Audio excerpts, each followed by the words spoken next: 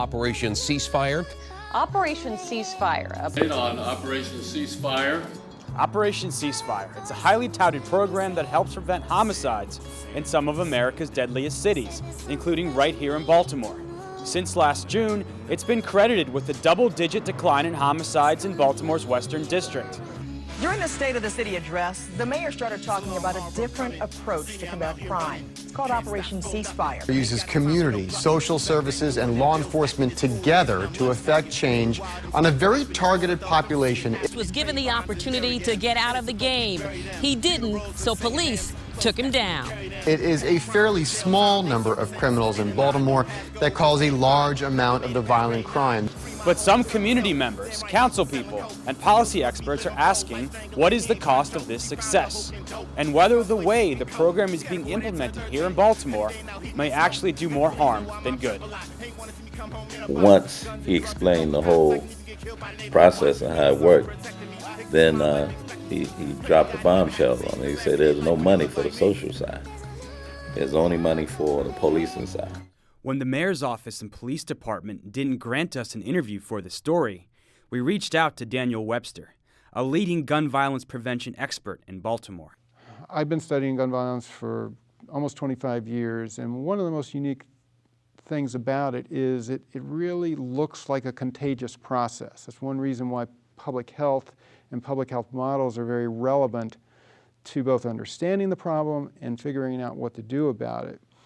So with this focused deterrence model of the Ceasefire program, after you identify who these individuals are, you come with credible ability to use the criminal justice system to come down on them if they're violent. But that's not really the purpose. The purpose is behavior change. We want to stop the violence. Webster says addressing violence through the war on drugs has proven to simply not work. I think it's useful that you point out, sort of as a reference point, a very important reference point for Baltimore, which is sort of the war on drugs approach. I've been working in Baltimore studying and examining different efforts to reduce gun violence since 1992. And for most of that time period, the mindset particularly for law enforcement, was really the drugs are driving the problem of violence.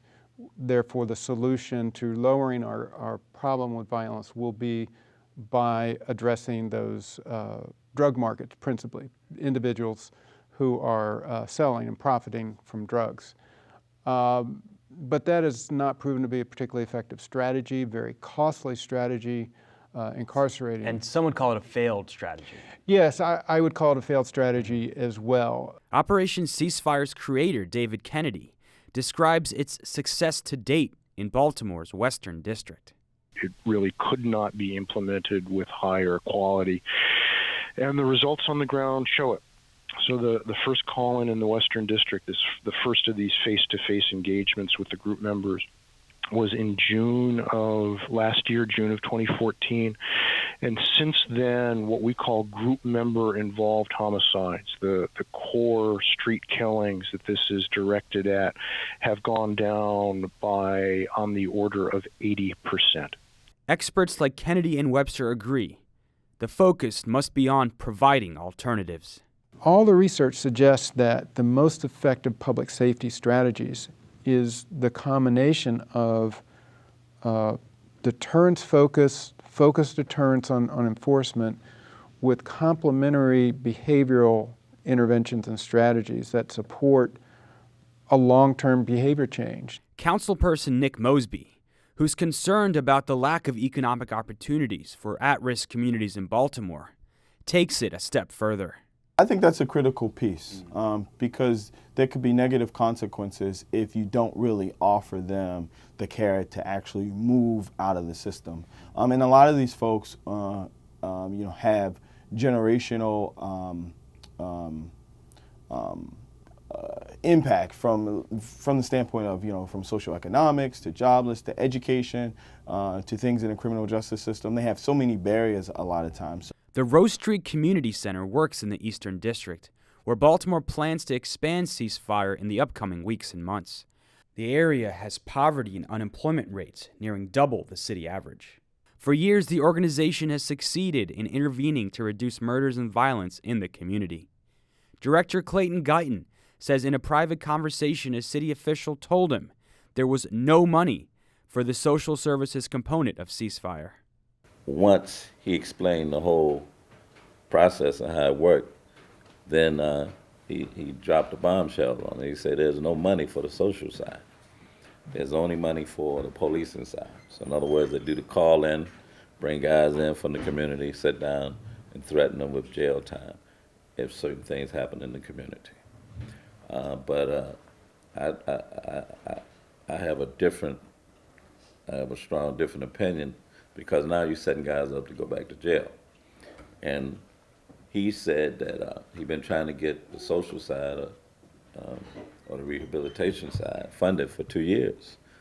And the city keeps saying they don't have any money. City Hall and the Baltimore Police Department did not grant us an interview to address the concerns of a lack of funding for outreach services. But David Kennedy said he's familiar with such concerns. The city does have the resources.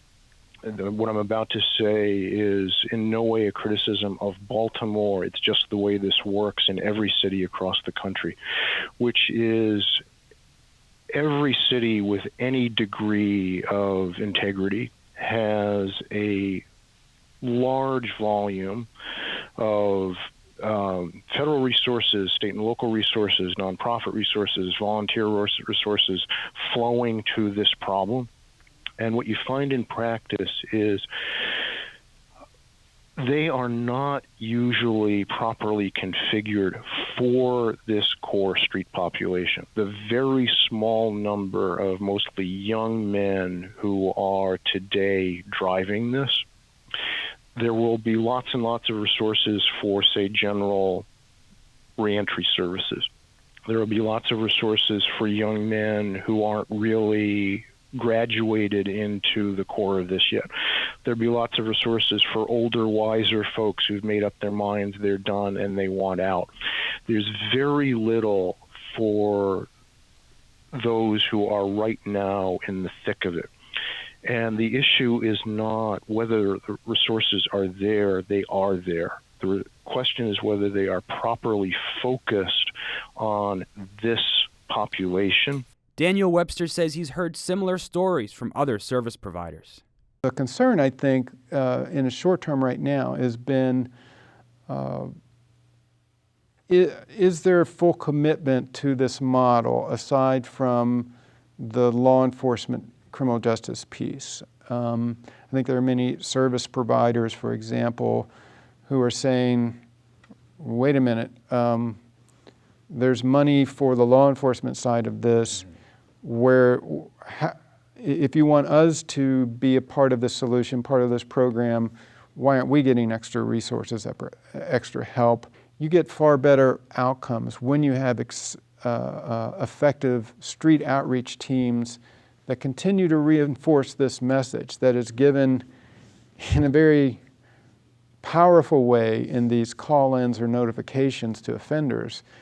But when you're trying to change behavior, rarely is one delivery of a message enough.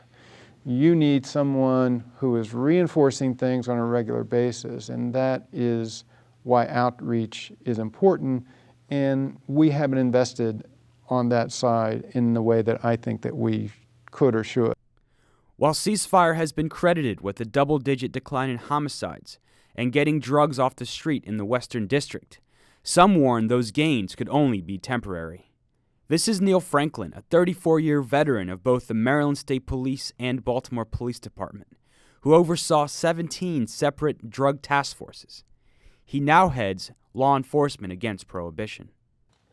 Are those really accomplishments? Now, people listening saying, oh yeah, they got this much drugs and money and guns off the streets. All they did was create a void that will quickly be filled. And when we create this void of drugs and people selling drugs within a particular community, there's usually some sort of fighting, to fill that void, okay? The remaining gangs or crews, neighborhood crews, that are going to step into that real estate. We've been doing this type of policing for decades, And it's cyclical. It's cyclical. Let me tell you, the only way that we're going to, in my mind, be able to dismantle some of the crews and gangs that these people belong to that we're monitoring is to end their number one source of income for these gangs, and that's the drug trade. And the only way you're going to do that is to regulate the industry. As long as it's out there, as long as all that money can be made, you're going to have people filling the void, and that's where displacement comes in. You'll move it out of the Western District for a while, it'll just go somewhere else. Rose Street's Clayton Guyton, whose work is praised by the likes of Daniel Webster and Neil Franklin, says he fears Ceasefire, without the properly funded outreach component, may actually undermine the violence prevention work he's been doing for over a decade. They will agitate and raise the level of anger, if you will. And so, yes, that's what I'm afraid ceasefire is going to do. It's going to more or less turn our community into something that it don't have to be. So because of that, right, I'm willing to get involved with ceasefire and help so that it won't become a war zone in terms of, us, people getting more angry with each other and taking out their frustration on each other and so forth like that. Franklin even goes as far to say that some of the $2 million the city has thus far approved for Ceasefire's enforcement side would be better served funding grassroots violence prevention programs like Rose Street. First and foremost, ownership. The community has ownership.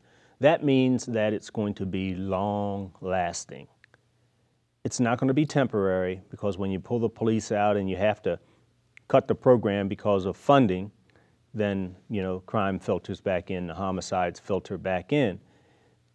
Community birth, community managed, community run, community sustained. Baltimore Councilman Brandon Scott says even if there isn't money for the social services component, the enforcement side should be rolled out. Well, I think that I understand what they're saying, but I think that we can't just keep waiting until no one's ever going to get everything that they want. And I know I'll be following up with Ceasefire to make sure that we have the social component, but I don't think it just always has to be on the taxpayer's dime. There are creative ways that we have to come up, private-public partnerships with nonprofits, if we can figure out a way to make the services hurt, because we know that's the way it works. But Councilman Mosby argues the city risks doing more harm than good by also not offering the necessary social services. I think that there really has to be a real sound approach to providing those services and really giving the folks an option to do better and be actual productive citizens. If you do not have that piece, but you kind of put it out there, I think you further drive them in a direction to potentially cause harm in the city. While Ceasefire aims to mitigate violence and homicides, until chronic poverty and joblessness are addressed, there won't be a deeper, more profound solution. Again, David Kennedy. This is trauma care. The communities that I'm committed to and that Ceasefire was designed for are losing people every single day. Often, fortunately, in any one place, not literally every day, but in fact, in some places, literally every day. And this is about the house burning down. This is a trauma surgeon with a gunshot victim on her table. We are trying to save lives and stabilize the immediate situation. That's not the whole thing. And we, as much or more than anybody else, are committed to a larger picture. The Real News will keep following this story. From Baltimore, this is Jessel Noor.